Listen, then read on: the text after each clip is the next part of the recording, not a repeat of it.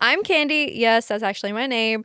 Multi-six-figure entrepreneur, business energetics, and personal branding mentor, and your permission slip to go way bigger than you've been told possible. This is not just some hot girl spiritual chats. This is big C energy. So buckle up because the vibe, all spice, no sugar. Let's get into it. All right. Welcome back to the Don't Sugarcoat It podcast. I'm your host, Candy, and today we have got a special, spicy human addition to the podcast. And I'm so excited to introduce to you this person. It's so funny. We're just having a laugh right before we started because we've known each other for years and we've been in each other's circles for years, but we've never actually had an in-person connection. So what better way to get to know each other than having a podcast episode together? So this beautiful human, a few years ago, she first became an entrepreneur when she was a single mum to a 1-year-old. Her beautiful daughter, she was going through a divorce that led her to becoming bankrupt, having her live from her car. And, she was broke to the point her and her daughter were eating expired food in her pantry for the next payday to arrive. Literally living week to week. Like that paints a picture in your mind, like, oh my God, this beautiful soul that you guys are going to meet today, like she has come so far, and the life that she lives now is literally the dream life, right?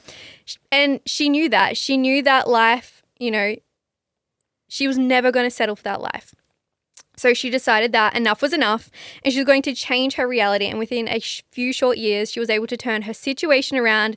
And now she is the CEO of Rebekah Jade Enterprises, a multi-six-figure company that teaches women through how to become financially independent and to tap into their feminine superpower and their magnetism. So welcome to the podcast, Beck. I'm so excited to have you on here. And honestly, like your story, what your values, what you speak into, you're such an incredible person to have on this space. So welcome, babe. Thank you for having me. Oh my God, it's been a long time coming. Hey, it really has. Like genuinely, like what I was saying before is, I remember when you were in the MLM days and we had a few conversations and I was still nursing back then. I had no idea what MLM was. And I was just like, oh yeah, this girl is cool. She's got a cool lifestyle. But it never eventuated into anything. I've invited you to some of my events before and you've never been able to make them. Like we've just been crossing paths. And, that's just how it is in this industry. It's like people cross paths. I know who you are. You know who I am. And eventually, at one point in another, we're going to meet. Absolutely. And here we are. On the podcast to spit some truths. I know. It's so exciting. I can't wait. Yeah, this is great, babe. So talk to me. What specifically do you do? I know that you spoke like you work, you have your own business. You're the CEO of your own company. You work with women to help them become financially independent. What does that actually look like for your clients? Absolutely. So it looks different for every person because money is the byproduct, right? So a lot of the time I have women come to me and they're like, I want to make more money. I feel like there's something broken or my relationship with money is damaged. And I'm like, okay, let's put the money to the side for a second and let's look at everything else because it's not actually the money. It's a byproduct of everything else. It's a byproduct of the way that you were raised, the things that you heard, the things that were modeled to you around money, what you took on. And so my job is to really help women identify what their relationship is with money currently. And then we look at where it came from because awareness is key. In order to change the pattern, you have to be aware of the pattern. And then from there, you can make changes accordingly into what you want your relationship with money to be. And so that's where I step in and we identify, okay, where did this come from? Where did you pick it up? And do you really want this? Like, do you want to subscribe this to your reality? I love this. The subscriptions that we unconsciously have. I love talking about this. Literally. Yeah. And they're all usually unconscious. We don't know that we're subscribed to it. Yeah. Half the time, what we're saying about money, what we're thinking about money, what we're feeling about it, it's not ours. Yeah, mummy and daddies. Yeah, it came from our parents. And their mummy and daddies. And their mummy and daddies. And it's just never fucking ending. Someone needs to break the chain. Someone needs to be the generational change maker and chain breaker.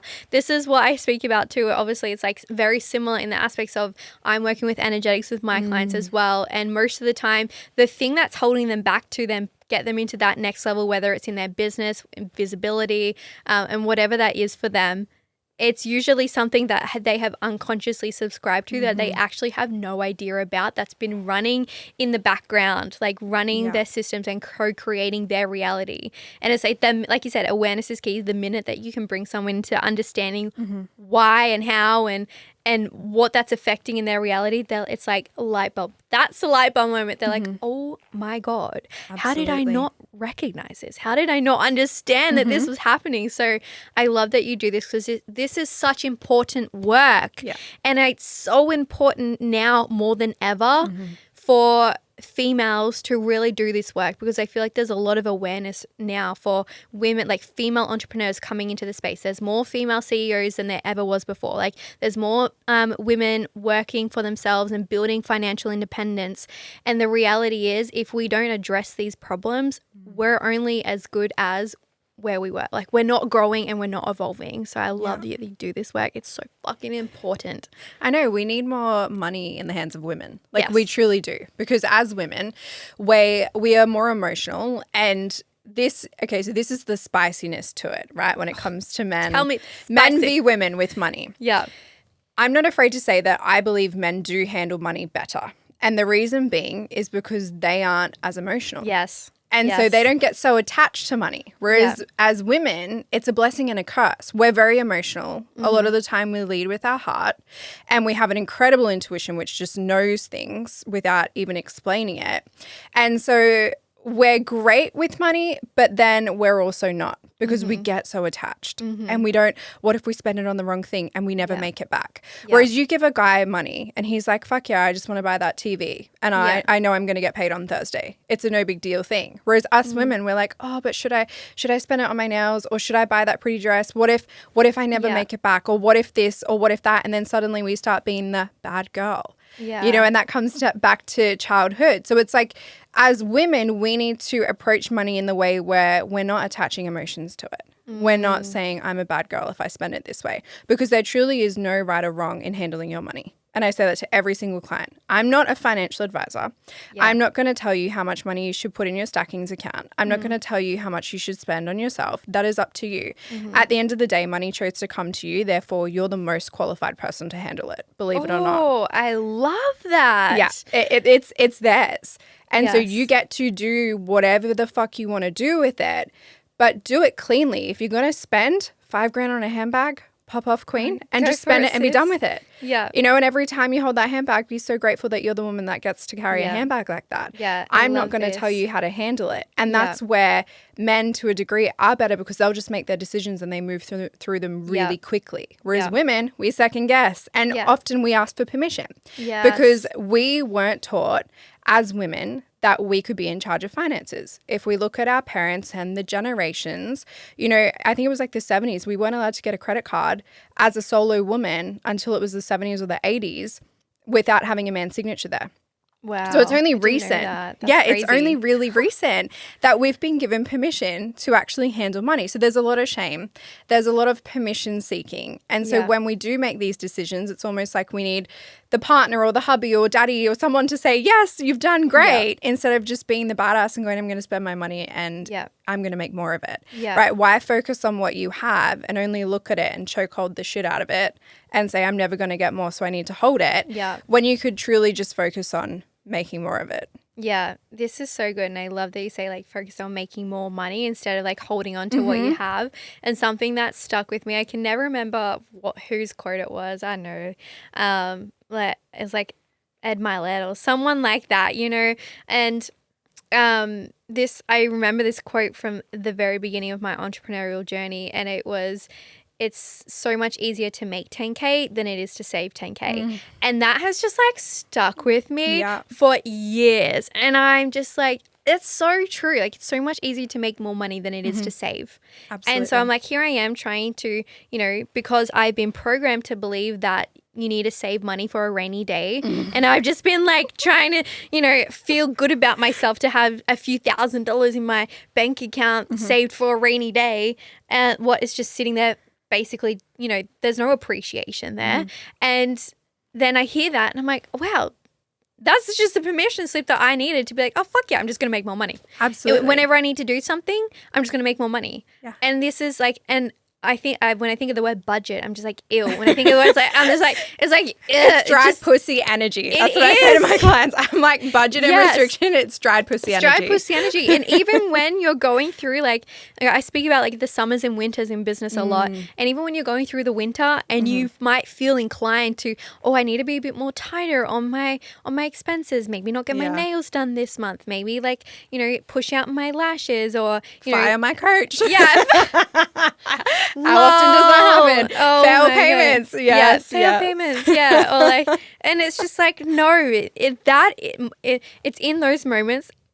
They're the moments that you need to be pushing to continue to spend money. Absolutely. But it's not like spending money willy-nilly. It's actually just holding the standard for the lifestyle that you want to create. Because the minute that you kind of like retreat back into your old patterns and behaviors, you're just going to continue to co-create the scarcity. Like that's living from a place of scarcity. And the minute that you retreat back into, I'm just going to budget this month and I'm going to make my coffee at home and not buy my coffee. I'm like, oh my God, get over yourself. Like literally, like put yourself in the position that's going to create more expansion and more discomfort. It's going to force you to show up in your business and actually make more money and make more sales. Absolutely. I truly believe that the more that we expend, the more money we receive because money is energy at the end of the day. Yes. It's an energetic resource that we all have access to. And when we expand more, we open ourselves up to receive more.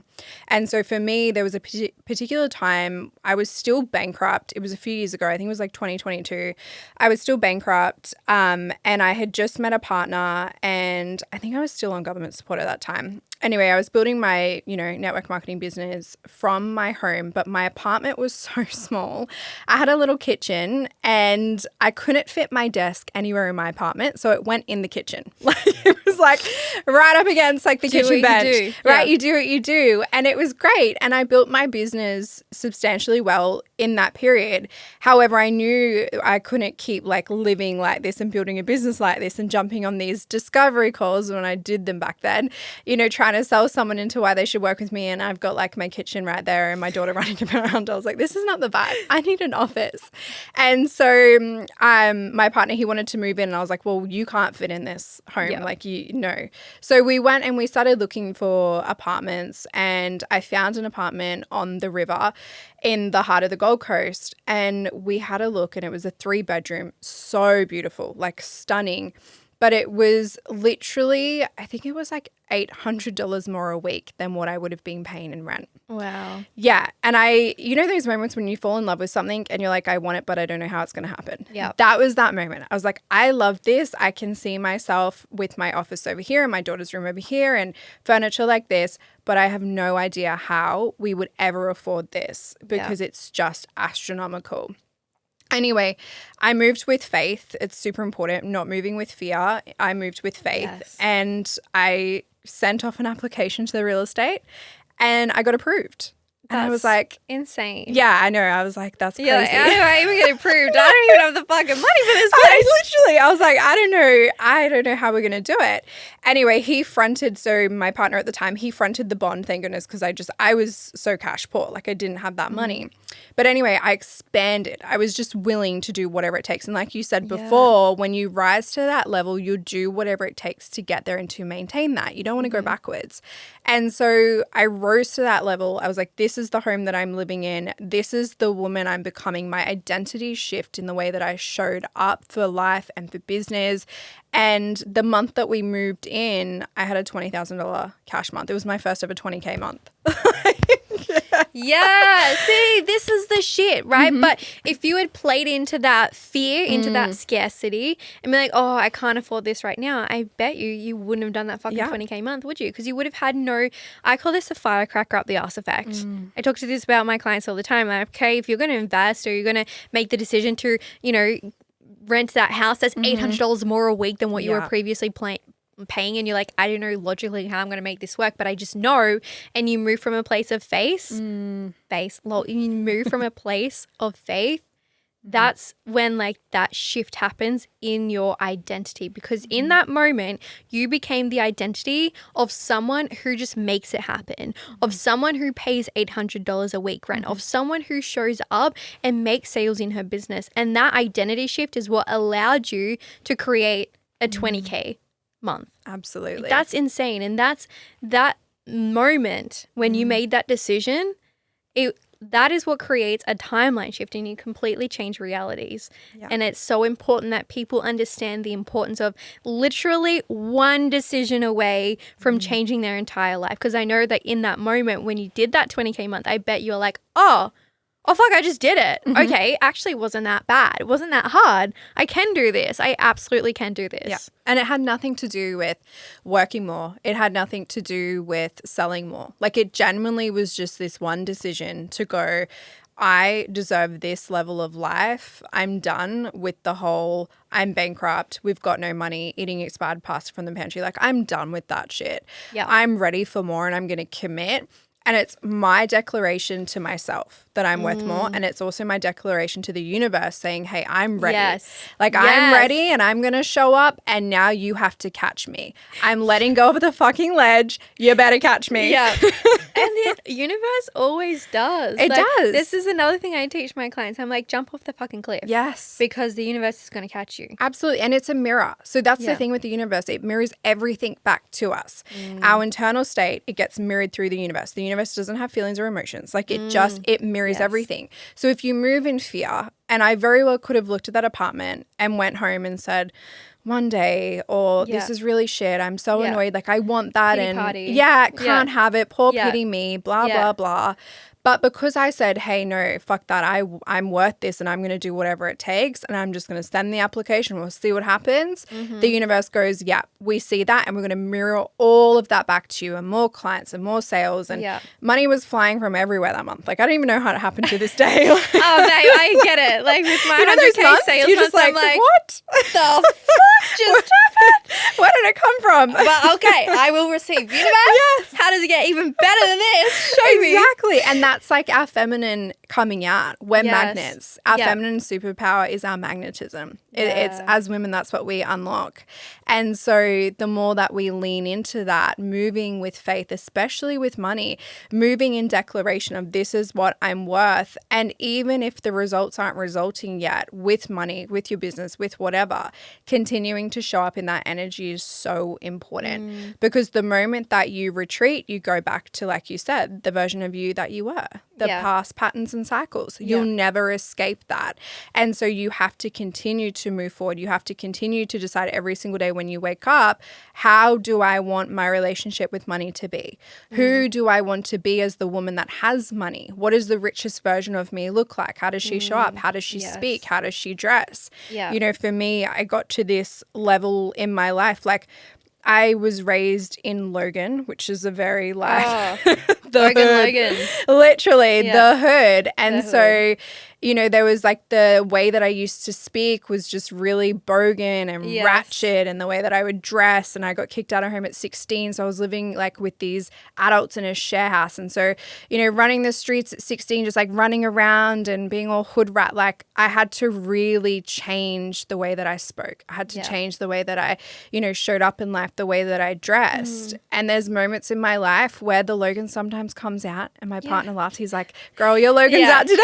Yeah, what's that saying? You can take the girl out of Logan, but you can't take the Logan out of the girl. I know. Literally, Alex was speaking to me the other day. You know, she took me on this cute little one night I've seen that. up in Mount Tambourine. So nice, just little escape from the world for a hot minute. And I was just like standing there. I'm like, oh, I love the smell of like the fresh air, and I'm just enjoying just like chilling out in the country. And because I grew up in the country in New South Wales, and you know, small country town vibes. Yeah. And she's just looking at me like, oh God, you can take the girl out of the country, but you can't take the country out of the girl. And like, I would never live back in the country, but it's just like a part of me that there's lives these within. little elements, right? 100%. And I'll just say something sometimes, and she's like, what the fuck? Like, where did that come from? Just full bogan energy there. I was like, oh, you know, it just comes out every now and then. It's our childhood, right?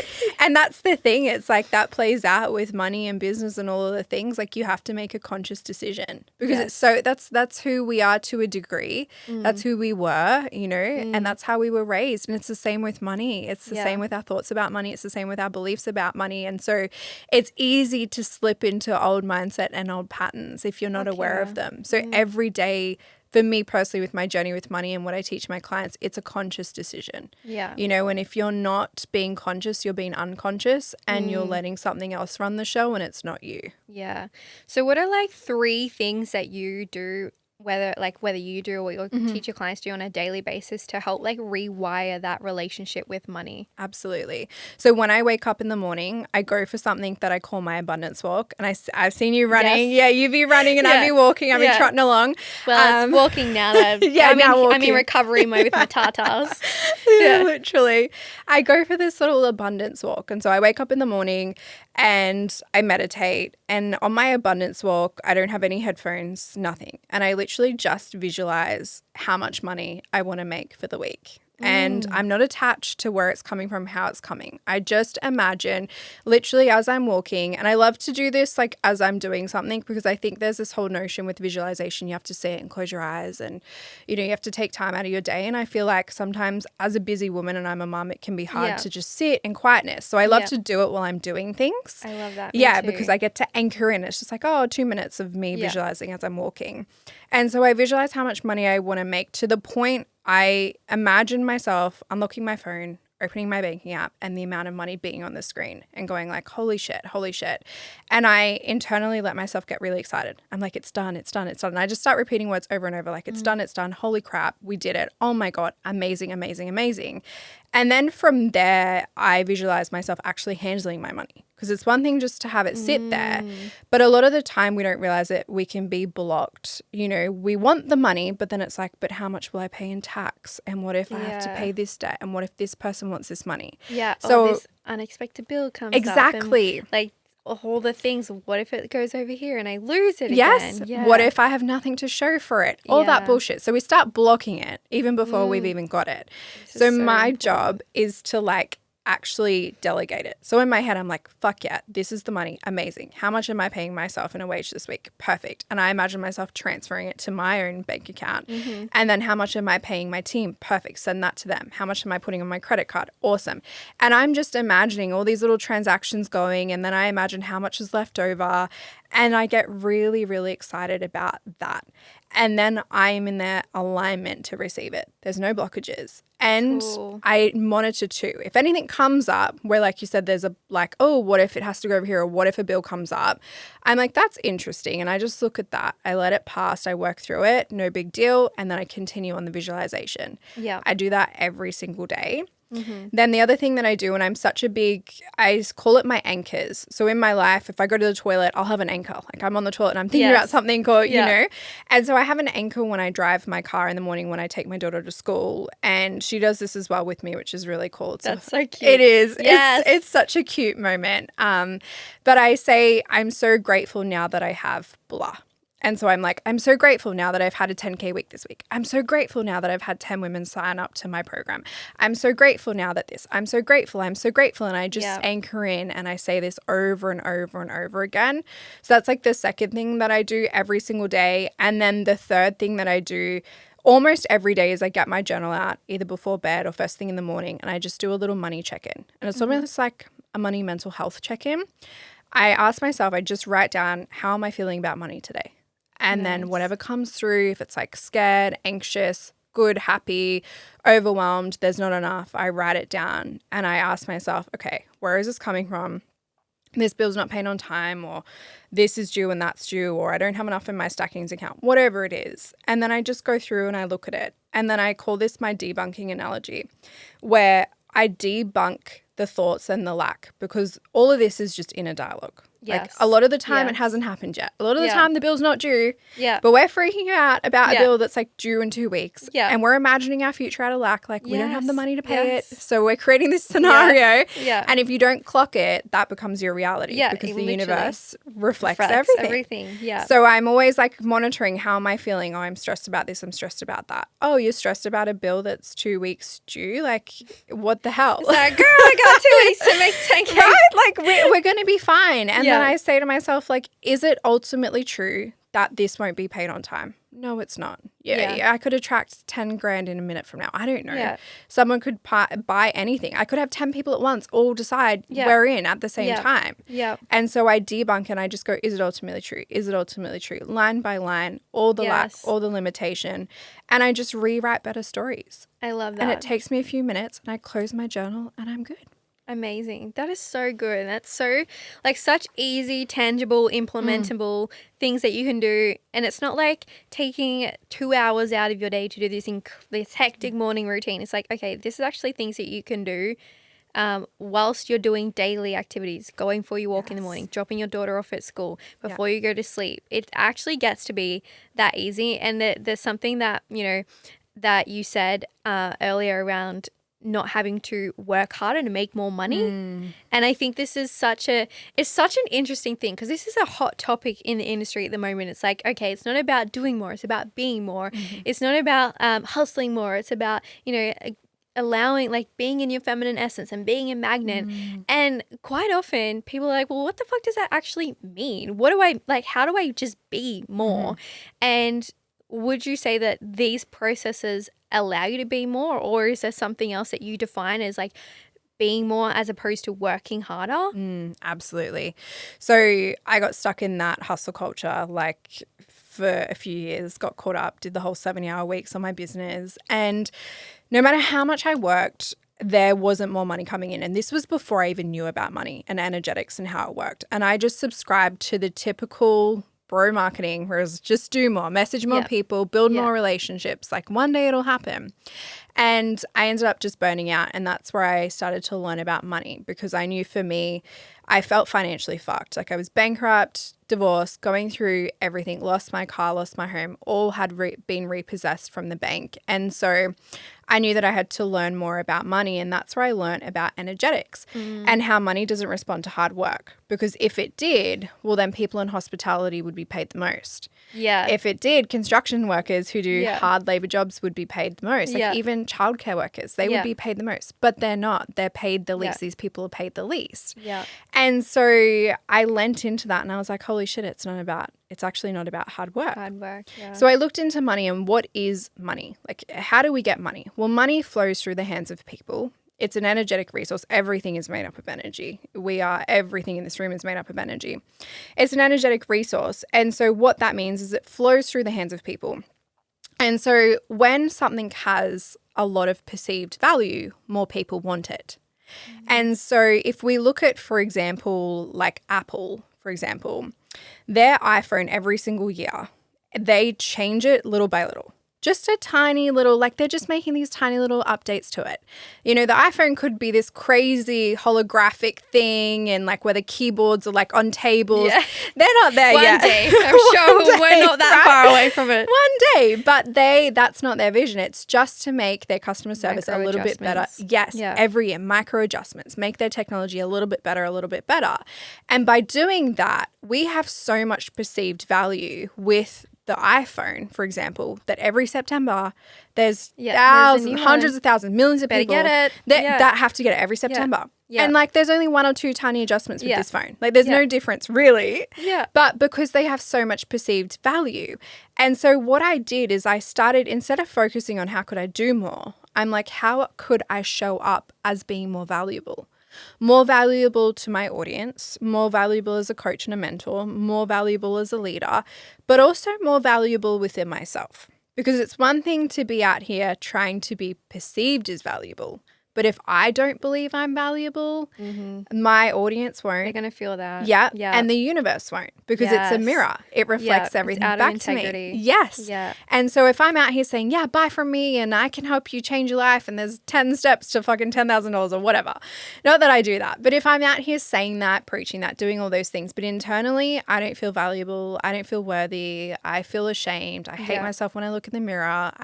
Every time I look at my bank account, I'm like, there's not enough money. There should be more. Like if I'm letting that inner dialogue run the show, then the universe responds to that. My audience responds to that because I'm an energetic being and what you put out, you get back. And so for me, every day, it's like, yes, it is about me ensuring that I am being the most valuable to my audience and my team and my customers, but at the same time to myself. Where am I most valuable? in my life? Where have I shown up outside of money, outside of business, and given so much value to myself, to my family, to my friends? And so there are times when I do doubt myself. I'm human, where I doubt what I'm doing. Right? There's times when you launch something and it doesn't fucking sell and you're like, oh my God, I'm a fraud. I'm a fraud. Right? Like you're like, take me back to the 9 to 5. Like I'm done. Oh, babe. Right? I've been there. Right? Been there. It's normal. And so for me, there's those moments where I'm like, fuck, am I even as good as I think I am? Yeah. Blah, blah, blah. And I just go, let's just park the money. Let's park the business.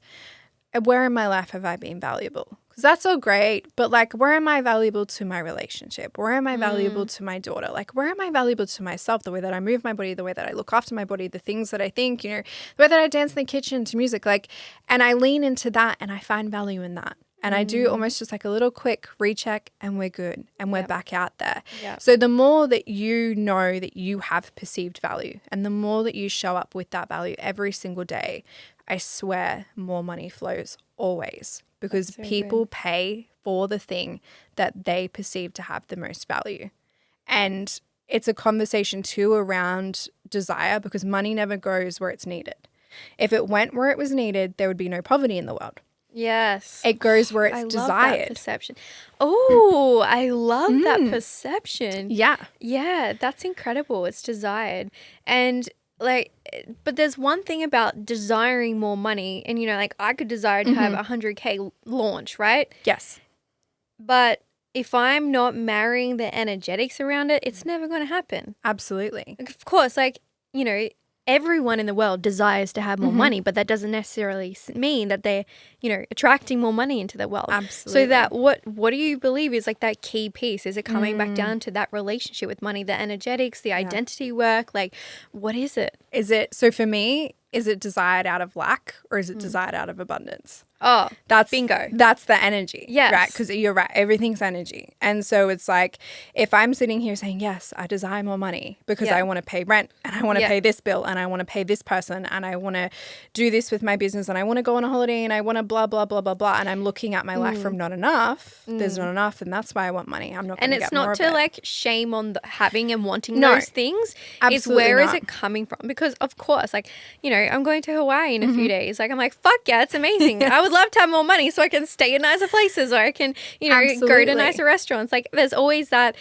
inner, there's always that piece that I feel like for me, yes, I've done a lot of energetic work, personal development work, and I've been able to shift I've been able to shift the scales from literally operating from a place of fear and literally operating from a place of scarcity into overflow and abundance. And there's always going to be a piece of like, I want more money to have more things.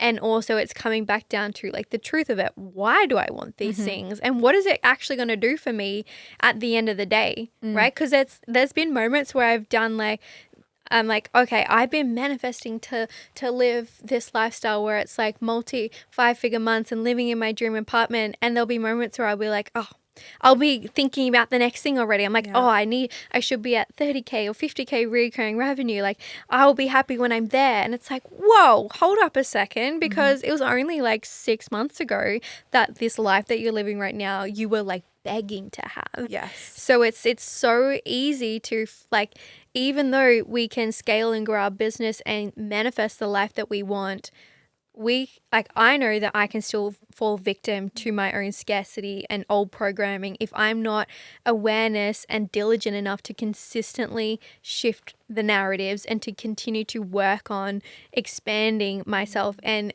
you know, knowing that I am worthy and knowing that I am good enough to continue to have more and desiring more from a place of overflow and abundance, being like, well, I know that I am going to attract more because I'm so worthy of living this lifestyle. I know that that's my birthright. I know that that's what I'm here to do. I'm here to give permission for other women to want that too and to be free from the guilt of desiring those things as well. Absolutely. 100%.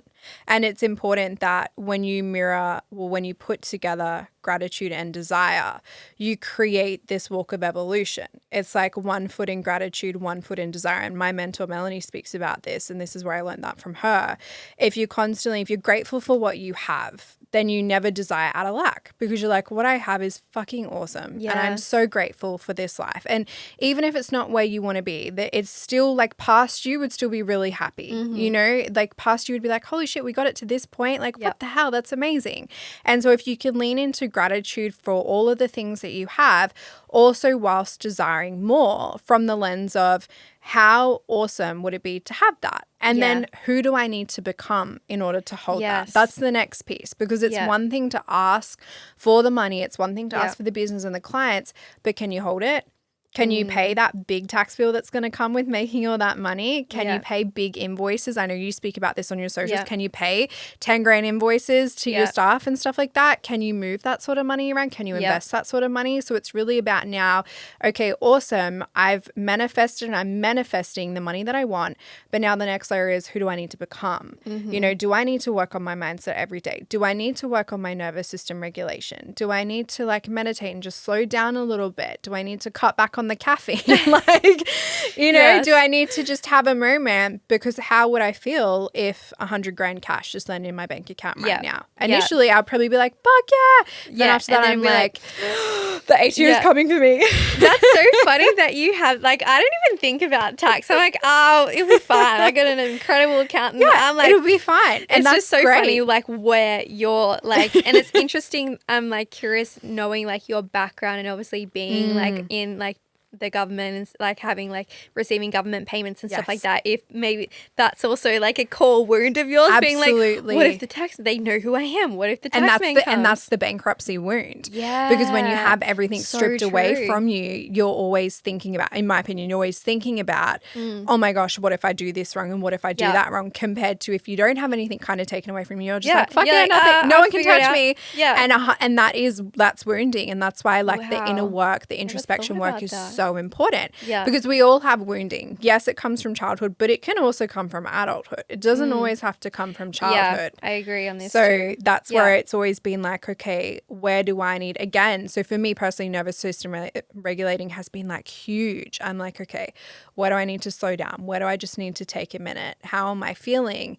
And something that I do is when I move my money around and when I look at my money, I make sure that I'm in a clean energetic state.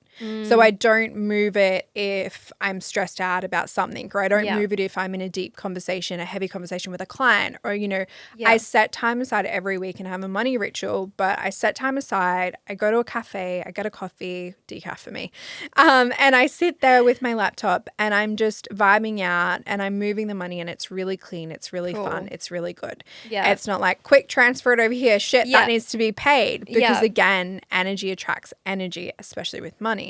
So these are all little things that I've learned along the way and that I teach my clients, just to make sure that you're in a clean energetic frequency and you're not moving it from lack or scarcity or fear. You clear that shit up. So if it takes you a minute to get a journal and debunk your shit, please do it. If it takes you a minute just to meditate, do it, you know, then go look at your money, then handle it. Don't open your bank account if you're stressed.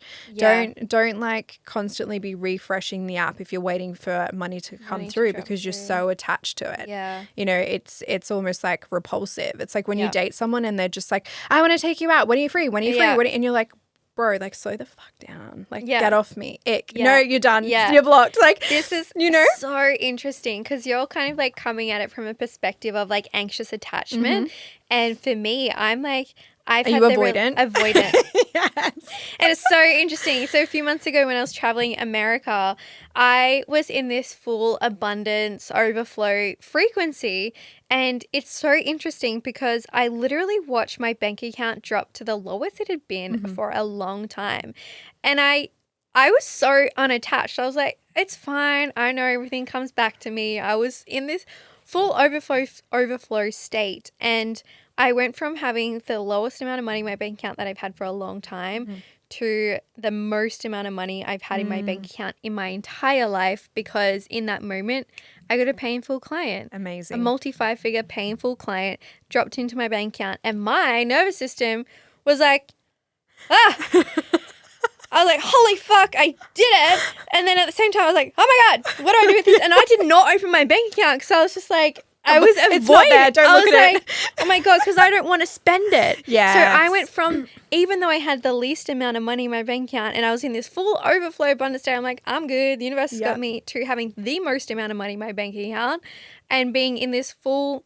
And I went into, even though I should have been in overflow because I had so much money, I went into scarcity. Yes. Because I'd never experienced that amount of money in my bank account before and I didn't know what to do with it. Yeah. And would you say that there was more? So you were like, oh my God, there's so much I could do with it. And now I don't know. It's like, it's almost like overwhelming. It's like, there's so much opportunity here. It was more so like, oh, I don't want to lose it. Yeah. Yeah.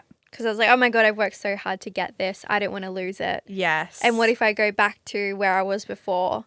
Yeah. And it's like, oh, it's just so many things. And being a very, self-aware person, I'm like, these are not good things to think because then I'm just going to co-create that into my reality. I'm going to self-actualize this. Oh God. I was like, fuck, I need to do some fucking money energetics. Yeah. Because even though I talk about this for my clients to, scale to that 10K month mark and beyond that to even hit 100K sales month, it's all energetics work. It's all nervous system. And you need to know that it's okay to hold okay to receive that money and to be able to energetically have capacity to hold that. And if you don't, you're going to repel it, you're going to lose it, and it's like a leaky cauldron, right? It's going to just drop out, and bills will come out of nowhere and you'll be saying, oh, what the fuck, where did that money go? Absolutely. And it's so interesting when I look into my patterns, but like in my past and see how I like used my money even as like a teenager, or even when I had my nursing career. As soon as that money would come in, that fortnightly paycheck would come in, it would just be out of my bank account already because I would have paid for something, paid for a bill, put it into my savings, and then I'd instantly put myself back into a amount that I felt safe to hold. And I had no awareness that I was doing that. I thought I was being good with my money because I was delegating it, but I wasn't consciously giving it the space, the time, the attention, and the appreciation as well. Because I was like, oh, get it out. Okay, and now I've got like $200 for the fortnight that I can play with. And for me, that was normal and that was abundant. And I was like, I'm being good with my money. Yes. And then now I look at it with knowing what I know now. I'm like, wow, I was just like, I was avoidant with it. And I didn't want to take the time to actually feel the money and appreciate it and show it gratitude. And I've done lots of work around being able to build my relationship with money. Because like you said, money is energy and energy is a relationship. Yeah. You need to be in an energetic state to be able to receive more instead of repel it. So I was like, okay, I need to start to build my relationship with money. So I did that. And it's like interesting that it allowed me to expand my energetic capacity to, scale my business to multi-six figures and hit like multi-5-figure recurring months. But then when a big lump sum came in, I was like, oof, I've never actually had a lump sum this big land in my bank account before. What the heck do I do with this? Yeah. And then I didn't want to see it drop down again. So I held on, like holding on for it for dear life. And like, I can't spend anything. Stay. Yeah. And that's what we do. And we choke hold the shit out of it so tightly. And I've seen, clients and even myself do it with little amounts and with huge amounts. Yeah. And it's like, we don't want to let it go. And I always put this down to almost like a hug. If you want a hug, you have to open your arms and you have to allow someone in and you want to embrace them as well. And it's the same with money. If you want more money, you have to open your arms. And money is currency. It needs to flow. And that's how it works. Because if we truly as a society, if we all held our money, there would be no food on anyone's tables. That's not how we would all starve, right? Because we'd be too afraid to buy food. And so it needs to flow and we need to be willing to let it go, but letting it go again in faith, in the energy of it's going to come back and it's going to bring its friends back. Yes. And so that whole relationship with money is super important because at the end of the day, if you treat money like, I'll use this example and I've used this for a client of mine recently. If you say to a friend of yours, come over tomorrow, I haven't seen you in ages, come at 9:00, and your friend's like, yes, cool, I will be there. Anyway, the next day comes, you're waiting, it's 9:10, they're not there, and you're getting really frustrated. And then suddenly you see their car pull up in the driveway and you're like, okay, they're here finally. They come to the door and they say, oh my gosh, I'm sorry I was late. I have to leave in 20 minutes. I have another appointment. And if you go to them, well, what was the point in coming? Like, what was the point? Like, could you be on time next time? Because I haven't seen you and I want to spend more time with you, but it doesn't matter. Like, come inside, we'll spend time together. And they're sitting on the couch and you're talking and they look at their clock and they go, okay, I got to go now. I have that appointment. And you're like, oh, all right then. Well, I don't know if we should bother doing this next time because you're not on time. And how do you think your friend's going to leave? Like, do you think that friend would ever want to come back? But yet we do that with money. We say to money, you need to be here at this time. You need to show up to pay for this. You need to do this. We put demands on it even before we've had it. And then when it shows up late, we say, oh, it's good you're here, but it's not good enough. Yeah. And then when it wants to leave, we say, oh, you're going already? Like, you can't stay for longer? That money's not going to want to come back to you, and it's definitely not going to want to bring its partner and its babies to meet you. It's not going to want to bring more friends. Absolutely not. You'll never see it again. Yeah. And so it is, like you said, it's energy, it's a relationship. And so today for any of our listeners, you can literally just have some contemplation time where you say, how is my relationship with money? If money was a person, what would it say about me? What would it say the way that I treat it? Like, how would it feel? Would it want to come back? Would it want to spend time with me? Or have I been using it? Have I been abusing it? Have I been mistreating it? Have I been nasty to it, like bullying it? And really sit there and then ask yourself, okay, how could I do things better? I don't have to completely transform everything, but how could I do something a little bit better? Could I speak nicely about it? Could I appreciate it? When it comes, could I get really excited and be like, oh shit, you're here. Oh my God, I haven't seen you in so long. Come in, like stay for as long as you need. It's all good. Oh my gosh, you got to go. No problems. Like message me when you want to catch up again. I've loved this. Yes. That's such a different experience. 100%. And if we 100%. could treat money like that, we would have a lot more of it. Oh, yes. It's so good. And even I'm just like taking notes on this. I'm like, this is so good. I love it. And it's something that, I definitely did. Like after I, had my little freak out avoidant moment where I was like, oh my God, this money. And I was like, okay, girl, no, this is not helping you in any way, shape or form. So what I did was when it came to actually I wouldn't even open my bank account, right? That's how avoidant I was with it. And then I'm like, okay, I actually need to give time and energy to this money and be so grateful for it. And then when I opened my bank account, I was like so grateful. And I went through literally every single transaction, whether it was an income or an outgoing. I went through every single one. I'm like, I'm so grateful and thankful for the fact that money, you've been around for me to pay for my $7.50 matcha today. Yes. Money, I'm so grateful and thankful that you've been around. So I got to pay my team $2,000 this month. So I just went through every expense and even in the incomes and the outgoings. And it just was like, oh, okay. Simple, tiny tasks like that and repetitively, it builds your relationship with money. Being like, okay, cool. I know that you're coming and you're going. And I trust that when you do go, you're going to come back with more of your friends. Absolutely. And I think it's so important to be able to build that relationship with money to allow it to go. Absolutely. Knowing that it's definitely coming back. And you have 100% track record that it does come back. That's it. This is what I say to my clients all the time. Have you ever not provided for yourself? You've always figured it out one way or another, right? Even if it's not as good as you would have liked, you still managed to make it work. So you have 100% track record of making this work. Yeah, I totally agree. And it's funny because I say something very similar. I say to my clients, there's never been a day in your life where money has never come back to you. Yeah. There's never been one day where money has never come back to you. And here you are imagining that it's never going to come back and you're going to be sleeping in your car, imagining the worst. It's not true because money always comes back to you. And so if you lean into that faith of it's coming back and it's going to be perfect and it's going to be amazing when it comes. And how will I celebrate? When money comes, how will I celebrate? Yes. Because at the end of the day, the more that you celebrate, the more that you anchor into that being your reality. Yeah. And so celebrating those milestones of money, celebrating those milestones of business and life, the more you get that. Yeah, I love this. All right, I'm going to go into a few spicy little questions just to wrap up this episode. I fucking love this talk about money though. And I think I could talk about it for hours. Yeah, hey. It's so good.